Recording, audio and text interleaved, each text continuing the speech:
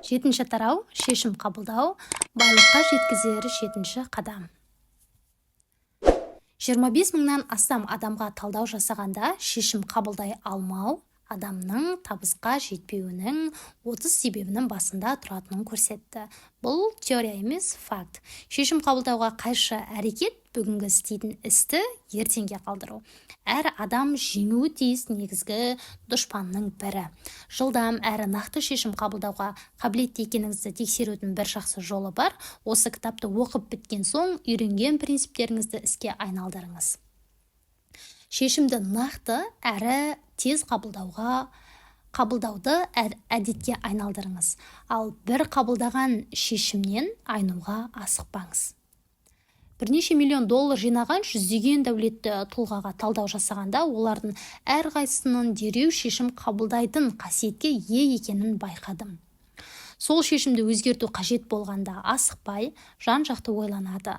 Ал ғұмырына жетерлік қаржы жинай алмай жүргендердің бәрі шешімді өте баяу қабылдайды, ал бір қабылдаған шешімін аяқ асты жиі өзгерте салады.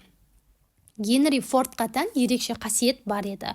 Көп ойланып толғанбастан нық әрі жылдам шешім қабылдайтын және оны өзгертуге асықпайтын.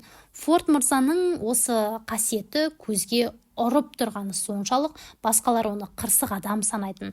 Соның арқасында Форд мырза әйгілі Т үлгісіндегі автокөлігін шығаруды жалғастыра берді. Кеңесшілер мен көлік сатып алушылар оны өзгертейік десе де құлақ аспады. Форд мырза шешім қабылдауды тым ұзаққа созғаны рас та шығар. Дегенмен табандылығы арқасында үлгіні өзгертпесе болмайтынына көзі жеткенше айтарлықтай мол қаржы жинап алды. Форд мырзаның бір қабылдаған шешімнен айнымай тұрып алатыны кейде қырсық мінездің көрінісі болып көрінетін жоққа шығаруға болмас, әйтсе де бұл қасиет шешімді баяу қабылдап, табан астында ойдан айнып қалғаннан жақсы. Ақша жинай алмай жүрген жандардың көпшілігі басқалардың ықпалына тез түсетін, өзгенің пікіріне тәуелді адамдар.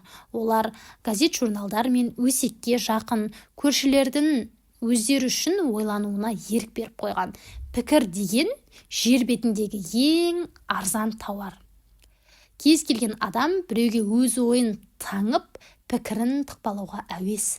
Шешім қабылдағанда біреудің пікірі ықпал ететін болса, ешбір бастамаңыз ұзаққа бармайды.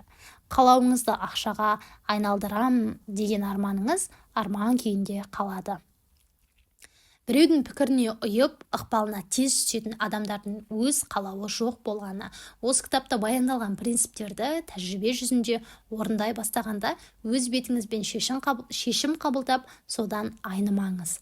Шабыт беретін пікірлестер тобынан басқа ешкім сізге ықпал етпесін. Топ мүшелерін тыңдағанда сақ болыңыз, ой пікіріңізбен бір жерден шығатын үйлесімді жұмыс істейтін жандарды ғана тартыңыз. Жақын достарыңыз бен туыстарыңыз өздері біліп-білмей сұрамаса да ойын айтып іске кедергі келтіреді. Кейде мазақтап, мысқалдауы мүмкін. Мыңдаған ерлер мен әйелдер өмір бойы өз бойындағы бір қасиетті кемістік санап қорланып жүреді. Оның бәрі әлде бір ізгі ниетті, бірақ сауатсыз адамның пікірі немесе мысқылы кесірінен қалыптасқан. Сіздің өз миыңыз бар, ақылыңыз бар. Шешім қабылдағанда соны пайдаланыңыз. Сол шешімді қабылдау үшін басқалардан бір дерек не ақпарат керек болса, түпкі мақсатыңызды жария етпей тұрып, қажет ақпаратты алуға тырысыңыз.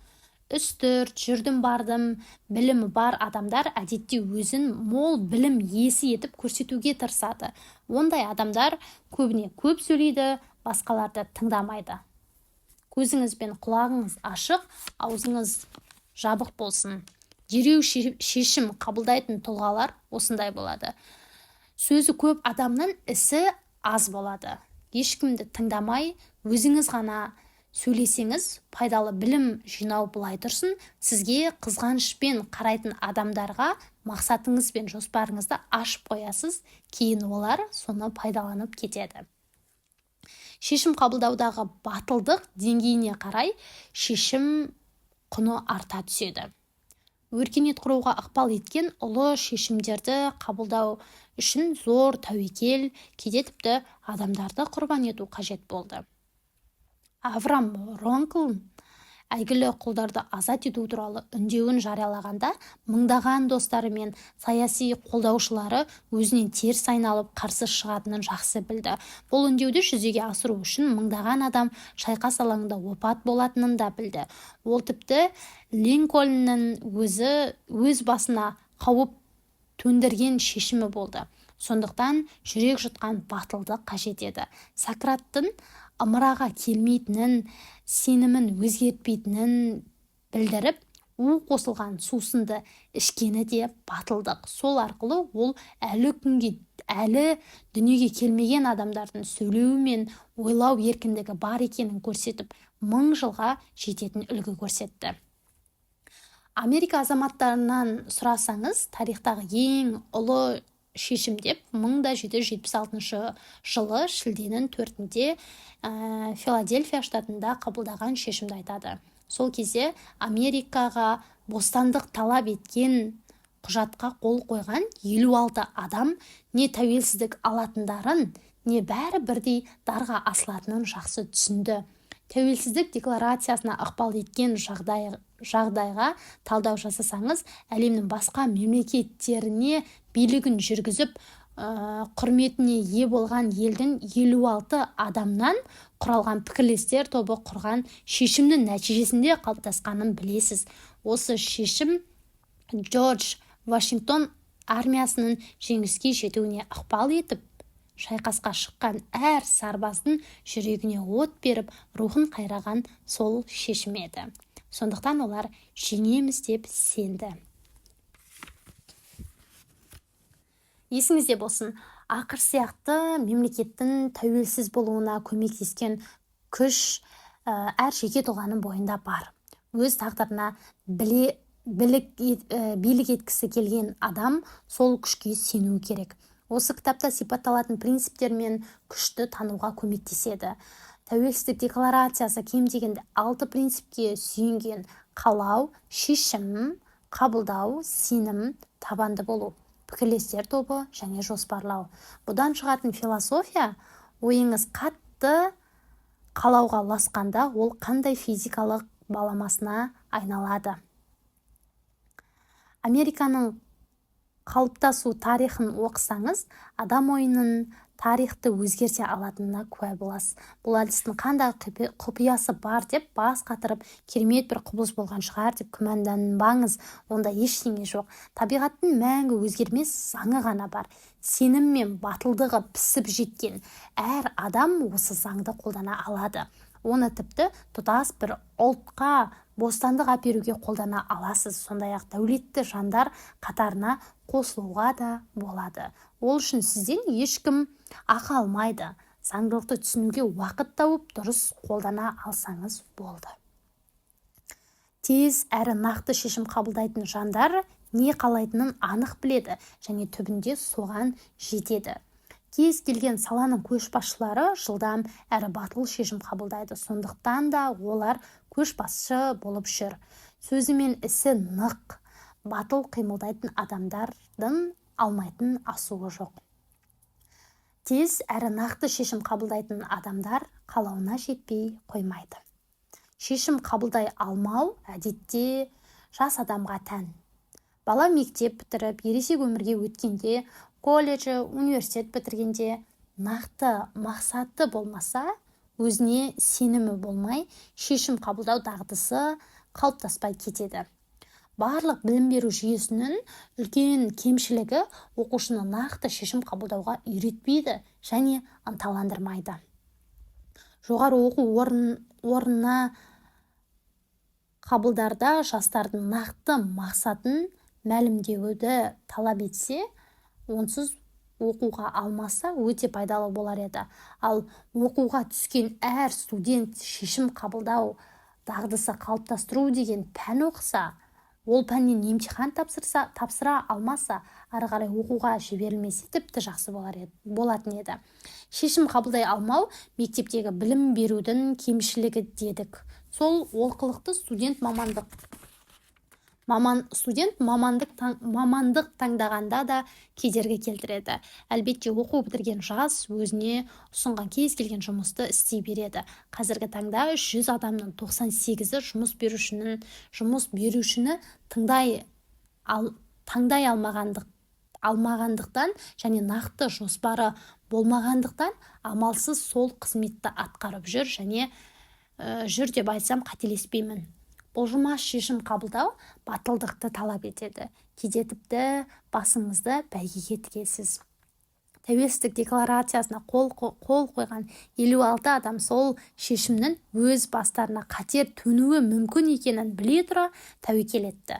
Нақты бір жұмысты істеймін деп мақсат қойып, бар уақытыңызды соған арнаған адам өмірін сол шешімге құрбан етпейді.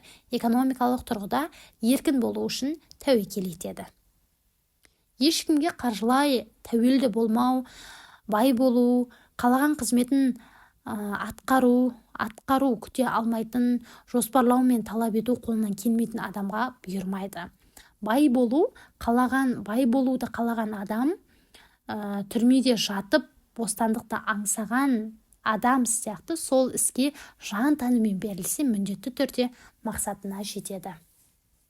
Табысқа жетуге кедергі келтіретін 30 себептің қайсысы сізден табылады? Бірінші, табиғатының ақыл-ой кенделігі. Атадан балаға берілетін интеллект деңгейі. Қабілет қарымы төмен болса, оны толтырамын, түзетемін деу өте қиын. Бұл кемшіліктің орнын толтырудың бір жолы пікірлестер тобын құрып, соларға сүйену. Табысқа жетпеудің 30 себебінің ішінде осы қасиет қана жеке тұлғаның өзі жөндей алатын жалғыз тармақ саналады. Екінші, өмірде нақты мақсаттың болмауы. Өмір бойы ұмтылатын нақты бір мақсаты жоқ адам қандай да бір салада табысқа жетемін деп үміттенуге болмайды. Біз зерттеген әр 100 адамның 98-інде мұндай мақсат болған жоқ. Сондықтан да олар жетістікке жетпейді. Үшінші, ортаңқол болып қалмаймын деп әркез биікке ұмтылатын өр мінезді болмау. Өмірінде табысқа жету үшін құн төлеуге дайын емес, өз тағдырына немқұрайлы қарайтын адамдарға үміт артуға болмайды. Төртінші, білімнің аздығы. Бұл олқылықтың орнын оңай толтыруға болады. Тәжірибе көрсеткенде әдетте білімді саналатын адамдар өзін өзі тәрбиелеп, білімін толтыруға өз күшін салған жандар. Білімді адамға айналу үшін жоғары оқу орнын бітіру жеткіліксіз.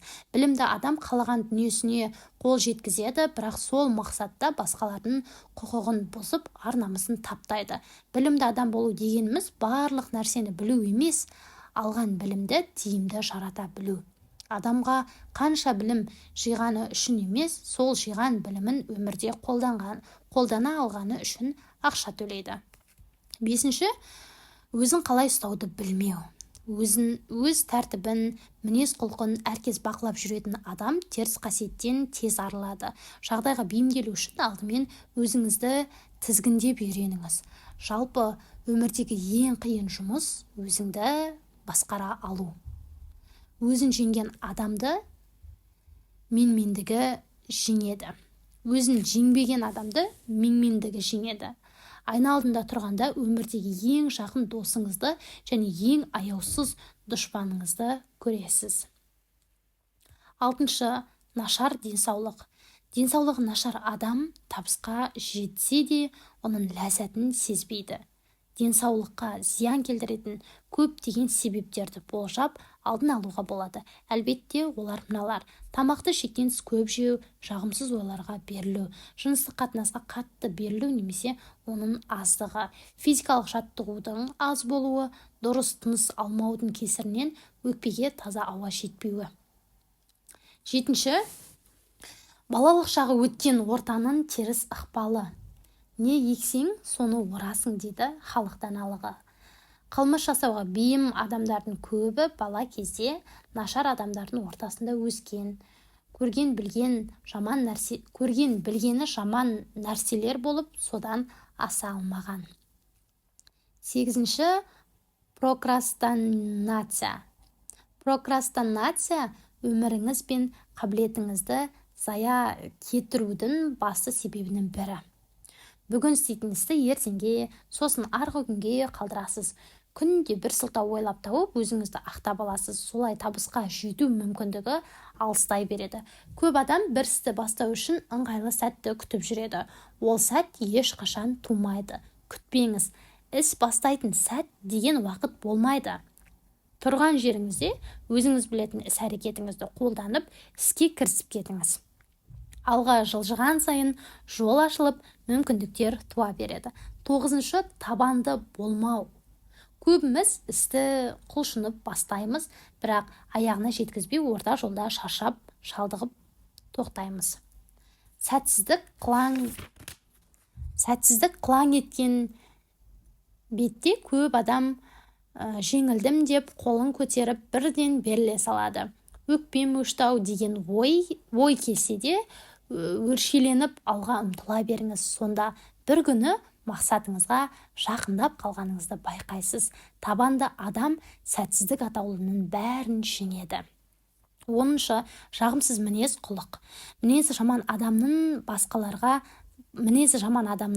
сырт айналады. Онда қалай табысқа жетесіз? Жетістікке жету үшін басқаларға сөзіңізді өткізіп, ықпал ету керек. Ықпалды болу үшін ынтымақтасып жұмыс істеу қажет. Алдынан келсе тістеп, артынан келсе теуіп тұрсаңыз, елдің бәрі қашып кетеді. Мұндай кезде табыс туралы айтудың өзі артық. 11. Сексуалды құмарлығын бақылай алмау. Сексуалды энергия адамның іс-әрекетке итермелейтін өте қуатты энергия. Эмоцияға бәрінен көп ықпал ететін күш болғандықтан, оны қатаң бақылап, орынды жұмсалуына күш салу керек. 12.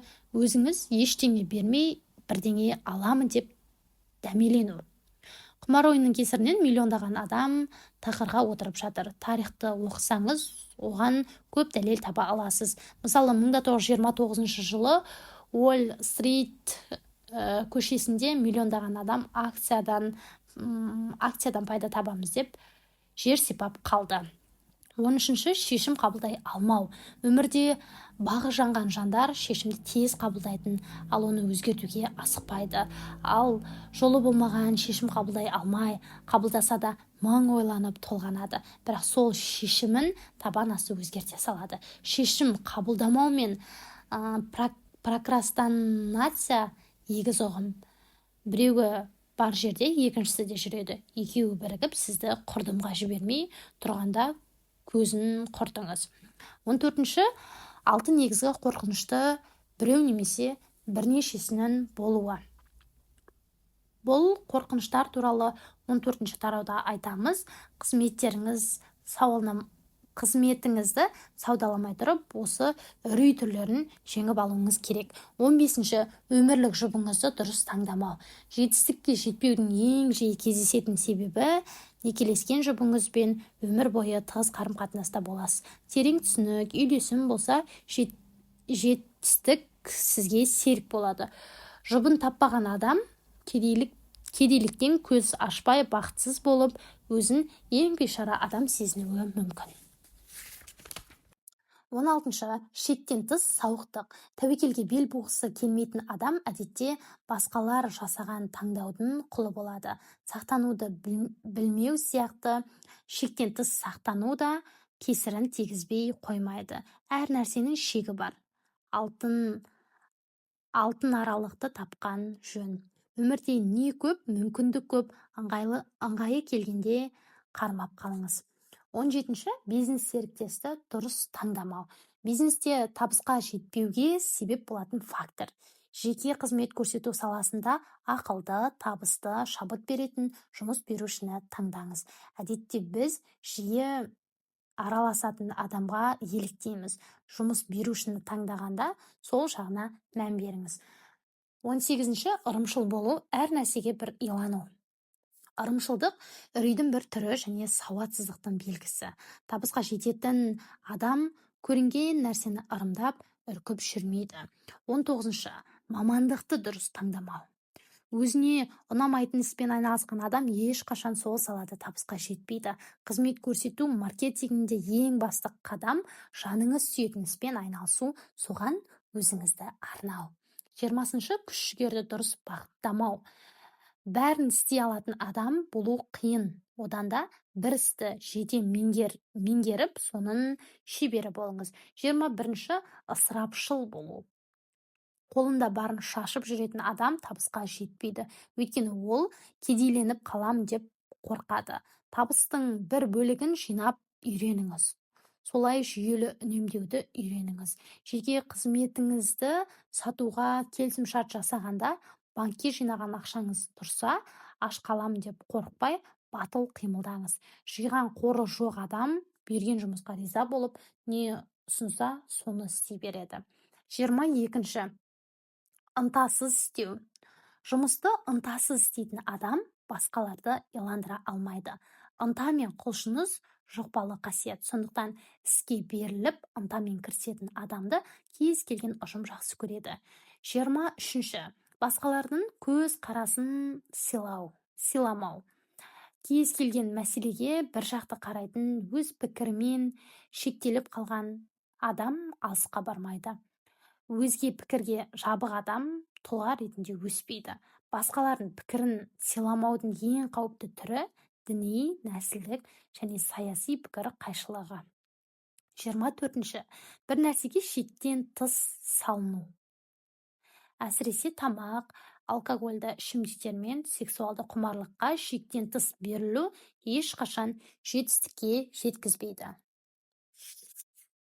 25-ші басқалармен ынтымақтас бола алмау. Көп адамдардың жақсы қызметтен қағылып, тамаша мүмкіндіктерден айырылып қалуына осы себеп бәрінен көп ықпал етеді.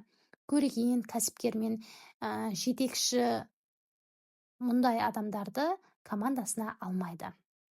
26-шы маңдай теріңмен келмеген байлық пен билікке ие болу. Дәулетті адамдардың ұл-қыздары мен өз еңбегімен таппаған дүниеге мұра болғандар. Өз күшімен табысқа жетпеген адам қолындағы дүниенің қадірін білмейді. Кедейлікке қарағанда аяқ асты байып шыға келу қауіптірек. 27-ші қасақана әділетсіз болу. Адал болуға тырыспау. Адамдардан асқан абзал қасиет жоқ. Адалдықтан асқан абзал қасиет жоқ.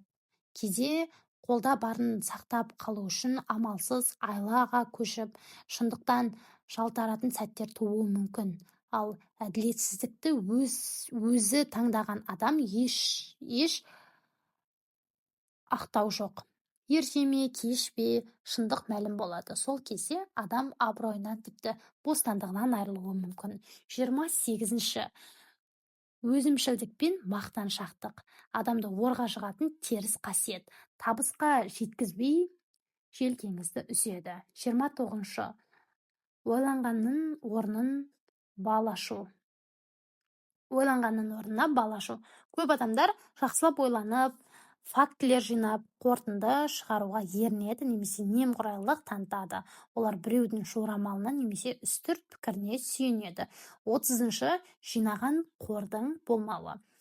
Бизнес бастап кеткен, бірақ бастапқы қателіктерінің орнын толтыратын қаржысы жоқ адам есеңгіреп қалады. Белгілі бір деңгейге жеткенше жинаған қорыңыз болуы керек. Тұжырым, шешім қабылдауға қарсы ұғым прокрастинация, яғни қазіргі істейтін істі кейінге қалдыру.